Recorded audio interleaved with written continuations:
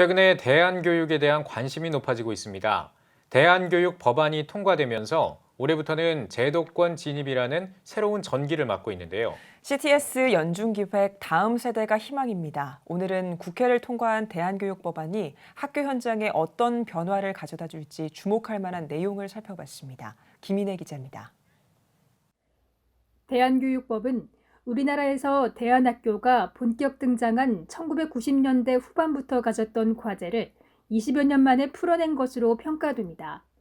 대안교육법의 주요 내용을 살펴보면 먼저 기존 인가제 대신 등록제의 도입입니다.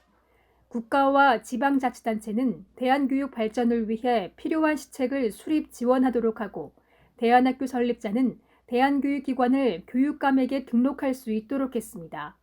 대안학교가 미인가 불법단체에서 법적 지위를 갖게 됐다는 의미입니다. 또 법 제22조 대안교육기관은 학교의 명칭을 사용할 수 있다.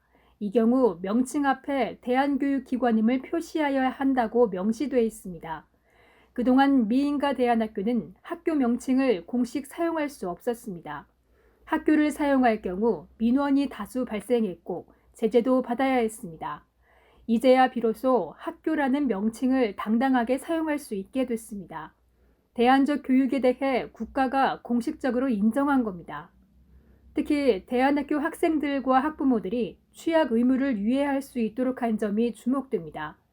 정원 외 관리 대상이었던 대안학교 학생들은 정기적으로 공교육 학교에서 신분 확인을 받아야 했고 자녀를 대안학교에 보낸 학부모들은 취약 의무를 이행하지 않은 것으로 분류돼 100만 원 이하의 과태료를 내야 하는 경우도 있었습니다. 공교육에서 담을 수 없는 아이들이 학교 밖 청소년이라는 이름으로 소외당하는 일이 없게 됐다는 점에서 의미가 큽니다.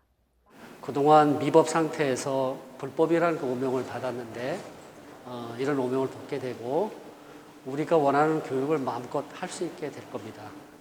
다양한 방법을 통해서 지원의 방법도 찾으려고 하고요. 20여 년 만에 이뤄낸 대안교육 법제화, 학교 현장의 변화에 귀추가 주목되고 있습니다. CTS 뉴스 김인혜입니다.